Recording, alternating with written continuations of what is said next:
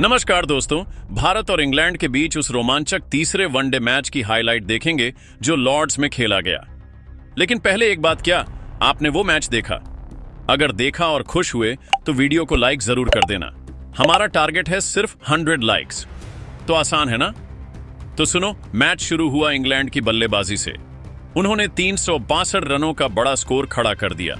भारत की तरफ से रोहित शर्मा सिर्फ 10 रन पर आउट हो गए।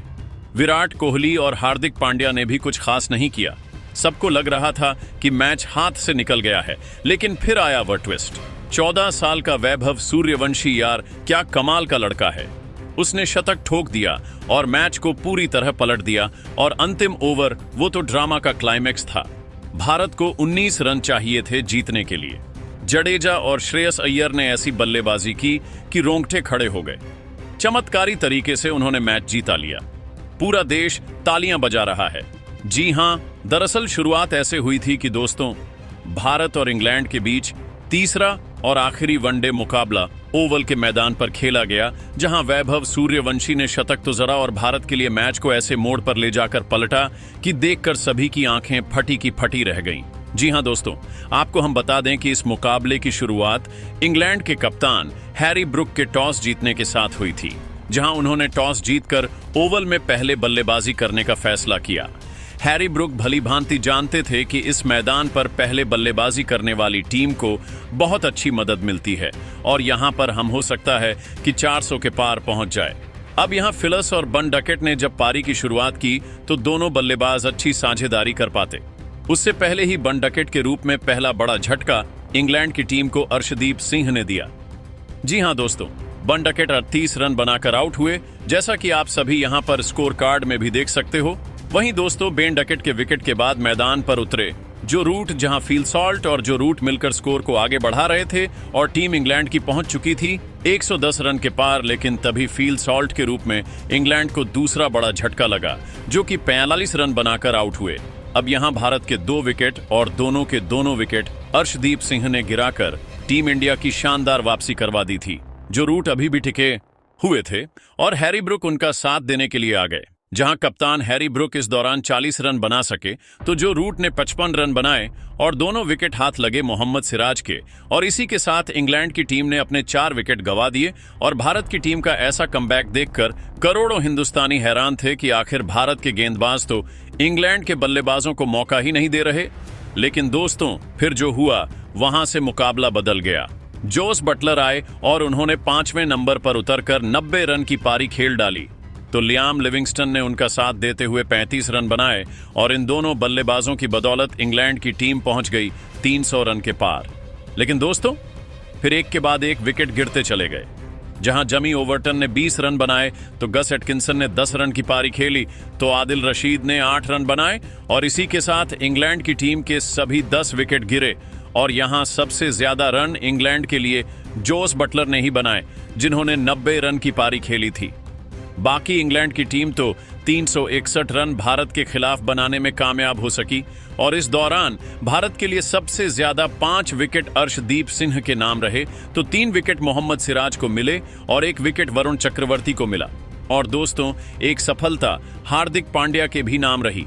और इसी के साथ भारत के गेंदबाजों ने बता दिया कि हम इंग्लैंड की टीम को उन्हीं के घर में 400 के पार तो जाने नहीं देंगे। लेकिन दोस्तों, असली चुनौती तो अब भारत के बल्लेबाजों के आगे खड़ी हो चुकी थी, क्योंकि अब पिच बल्लेबाजों को ज्यादा नहीं बल्कि गेंदबाजों को मदद करती हुई दिख रही थी। और यहां जब पारी की शुरुआत रोहित शर्मा के साथ वैभव सूर्यवंशी करने के लिए उतरे, तो रोहित शर्मा और वैभव सूर्यवंशी मिलकर स्कोर को आगे बढ़ा पाते। उससे पहले ही टीम इंडिया को बड़ा झटका कप्तान रोहित शर्मा के रूप में लग गया। रोहित शर्मा मात्र 10 रन बनाकर भारत के लिए अपना विकेट खो बैठे। जी हां दोस्तों, रोहित का खराब फॉर्म इस मैच में भी देखने के लिए मिला और शाकिब महमूद ने उनको अपने जाल में फंसाया। अब यहां रोहित शर्मा के विकेट के बाद मैदान पर आए शुभमन गिल। जहां दोस्तों, शुभमन गिल और वैभव सूर्यवंशी साझेदारी को मिलकर आगे बढ़ा रहे थे। शुभमन गिल ने यहां आक्रामक रूप अपनाया। वो समझ चुके थे कि यहां पर जितना ज्यादा डिफेंसिव होंगे उतनी ही जल्दी विकेट जाएंगे। इसीलिए शुभमन गिल 40 रन बनाकर आउट हो गए।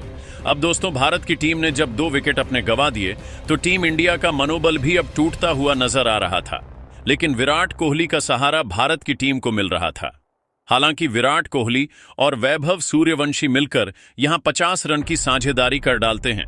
इस दौरान वैभव सूर्यवंशी ने शुरुआत भले थोड़ी स्लो की थी, लेकिन अब वो लैप पकड़ते हुए दिख रहे थे। जहां 77 रन बनाकर खेल रहे वैभव सूर्यवंशी लगभग आउट होने से बच ही गए थे, जब उनको आदिल रशीद ने LBW आउट कर दिया था। लेकिन DRS में पाया गया कि वह आउट नहीं है और गेंद मिसिंग स्टंप है, और जिसके चलते वैभव सूर्यवंशी बच गए।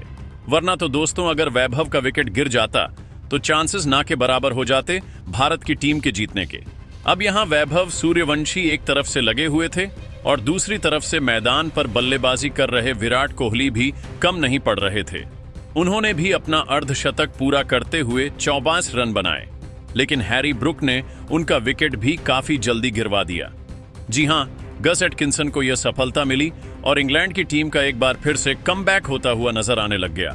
अब यहां इंग्लैंड की टीम के सभी पैतृक काम कर रहे थे।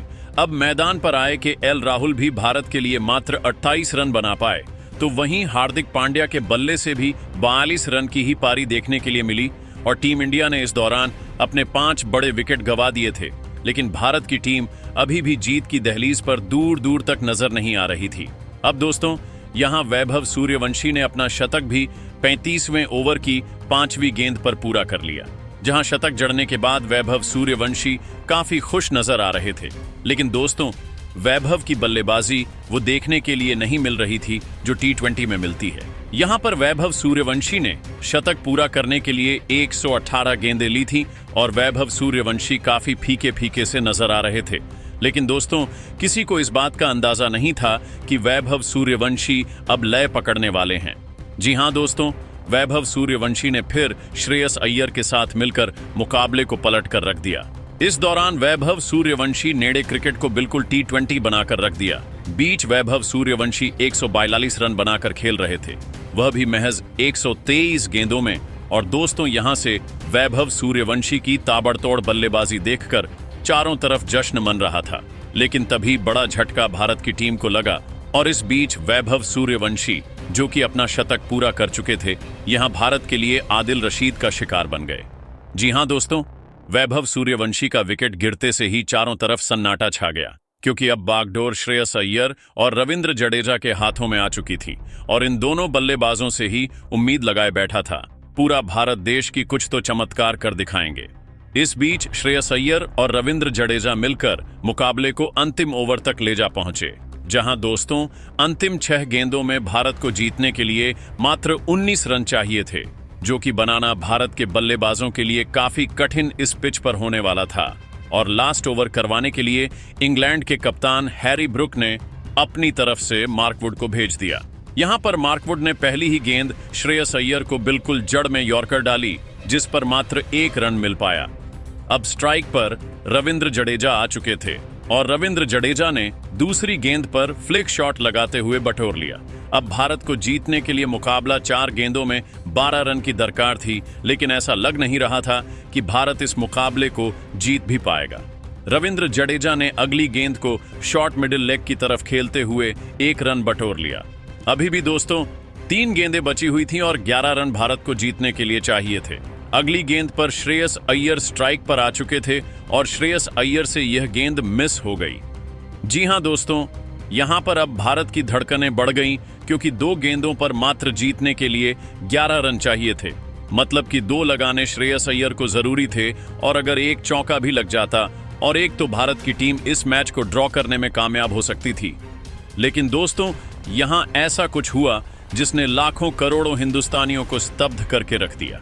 जी हां दोस्तों, श्रेयस अय्यर ने आगे बढ़कर सामने की तरफ झड़ते हुए 5वीं गेंद पर हर किसी को हैरान कर दिया। जी हां दोस्तों, श्रेयस अय्यर का ऐसा फॉर्म देखकर करोड़ों हिंदुस्तानी बस यह दुआ कर रहे थे कि अगली गेंद पर एक बाउंड्री मिले भारत को और मैच जीत जाए। अगली गेंद पर चौका नहीं, बल्कि भारत को ही चाहिए था मैच जीतने के लिए। इसलिए श्रेयस अय्यर ने पहले से ही डिसाइड कर लिया था कि वो शॉर्ट पिच लेंथ की गेंद को फ्लिक करने के लिए जाएंगे और ऐसा ही उन्होंने किया, जिस पर उनको एक और लॉन्ग ऑफ की दिशा में मिल गया, जिसके चलते भारत की टीम इस रोमांचक मुकाबले में जीत हासिल करने में कामयाब हो सकी। और यहां वैभव सूर्यवंशी के शतक, श्रेयस अय्यर के 72 और रविंद्र जडेजा के 53 रन की बदौलत भारत की टीम मैच जीतने में कामयाब हो सकी। और विराट कोहली ने भी जो मध्यम क्रम में अहम पारी खेली वो सभी के लिए आनंदमय थी। तो दोस्तों, यहां पर भारत की टीम ने एकजुट होकर इस मुकाबले को जीता। बाकी अब आप सभी क्या मानते हैं कि भारत और इंग्लैंड में से कौन सी टीम का खेल अच्छा लगा? आप सभी लोग हमें कमेंट करके बताइएगा। अगर चैनल पर पहली बार आए हो तो चैनल को लाइक और सब्सक्राइब करें। मिलेंगे अगली जानकारी में। वंदे मातरम।